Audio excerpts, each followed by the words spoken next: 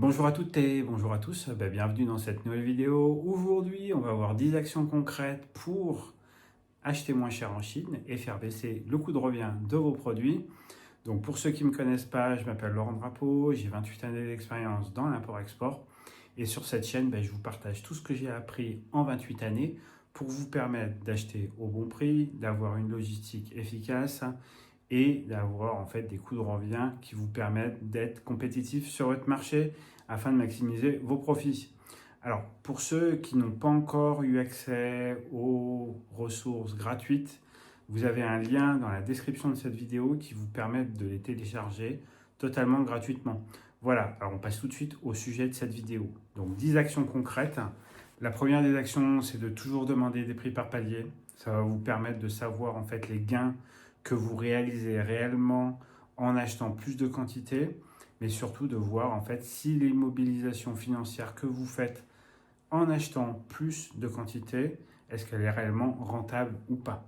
La deuxième des actions, c'est de faire très attention aux frais de déplacement, notamment en choisissant de prendre des vols indirects qui sont toujours moins chers et qui vous permettent d'économiser 200, 300, voire 400 euros à chaque fois que vous faites un aller-retour en Chine. Alors moi personnellement, je préfère les vols indirects tout simplement parce que ça me permet de dégourdir les jambes. Sur un vol de 12 heures, généralement, on est bien content de pouvoir un petit peu se détendre entre deux avions et de pouvoir en fait avoir un petit moment de break parce que c'est vrai que 12 ou 13 heures suivant la destination ça peut être très long, donc le fait de prendre un vol indirect, moi en tout cas j'apprécie beaucoup, en tout cas maintenant avec l'âge que j'ai. La troisième chose, c'est réellement de vous déplacer uniquement quand c'est nécessaire. Les frais d'avion, les hôtels, les restaurants, tout ça, ça coûte extrêmement cher. Notamment en ce moment, il y a la foire de Canton, donc c'est juste des prix qui sont complètement délirants. Donc réellement, déplacez-vous uniquement quand c'est nécessaire. Vos coûts de revient vous remercieront.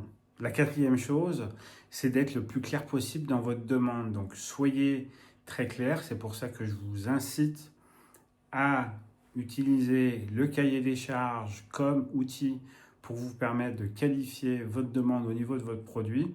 Et vous verrez que déjà vous aurez des réponses qui correspondront beaucoup mieux à la demande que vous avez.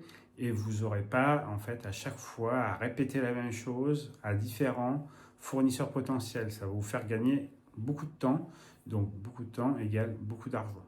La cinquième chose, c'est de faire très attention à votre cahier des charges logistiques, notamment sur la taille des cartons et sur la taille des palettes que vous utilisez pour livrer vos produits quand vous les livrez sur votre entrepôt ou que vous livrez l'entrepôt de votre client. Faites très attention aux tailles de palettes, adaptez les cartons en fonction des tailles de palettes qu'on vous exige. Si c'est de la 100-120 ou de la 80-120, adaptez en fait réellement la taille des cartons aux palettes que vous utilisez. Vous verrez, les gains sont complètement fous. Sur certains produits, vous pouvez économiser minimum entre 500 et 600 euros en fonction de la quantité que vous commandez. C'est franchement un gain qui est appréciable. Alors, je vous dis ça, faites le test, regardez-vous ce que ça donne et vous verrez que vous allez vous attacher à veiller en fait à la taille de vos cartons. Alors la sixième chose, c'est de vous fixer des objectifs de prix, notamment quand vous faites un resourcing, c'est-à-dire que vous souhaitez, suite à l'analyse de la valeur que vous avez faite sur votre produit, vous vous dites là j'achète vraiment mes produits trop chers. L'idée c'est de vous fixer un objectif de prix pour déjà un qui soit atteignable et que deux, en fait, vous vous disiez à partir de tel prix, ok, je peux changer de fournisseur, ça vaut le coup, c'est rentable pour moi de faire le changement. Parce qu'avec 5% de différence, sauf si vous commandez des quantités astronomiques, faire tout le changement, avec tout ce que ça impacte derrière, en fait, ça dépend aussi de la logistique et ça dépend de qui vous livrez, 5% c'est insuffisant. Quand notamment vous travaillez avec des grands comptes, requalifier une usine, il faut refaire un audit, il faut faire revenir la société, en tout cas la personne qui s'occupe de la qualité dans votre société cliente. Donc tout ça, ça a des coûts. Donc 5%, c'est pas rentable. Mais voilà, donc soyez très clair sur l'objectif que vous fixez au moment, par exemple, vous lancez votre sourcing, vous dites, moi je veux acheter à tel prix, parce que j'ai vu que sur le marché, ça se vendait à tel prix, et que moi, pour vivre et que ma société soit rentable, il faut que j'achète à tel prix, parce que j'ai des coûts logistiques, parce que je vais avoir des frais divers et variés, et que tout simplement, j'ai aussi une société à faire vivre. Donc, calculez le prix d'achat en fonction aussi du prix marché de vos produits, tout en sachant que votre prix d'achat par rapport au prix de vente constaté sur le marché doit vous permettre de réaliser des opérations commerciales. Donc, c'est-à-dire vous devez pouvoir, par exemple pour Black Friday, par exemple pour Halloween, enfin moi en France on a énormément de fêtes, vous devez être en capacité de pouvoir faire des promotions agressives pour pouvoir aussi profiter de l'aubaine de ces opérations commerciales. La septième chose, c'est de faire attention notamment à la question des entreprises avec lesquelles vous travaillez, la question des intermédiaires. C'est une chose qui est importante, notamment quand vous allez lancer votre sourcing, de savoir en fait avec qui vous allez travailler, quel est le pourcentage de marge qu'ils vont prendre.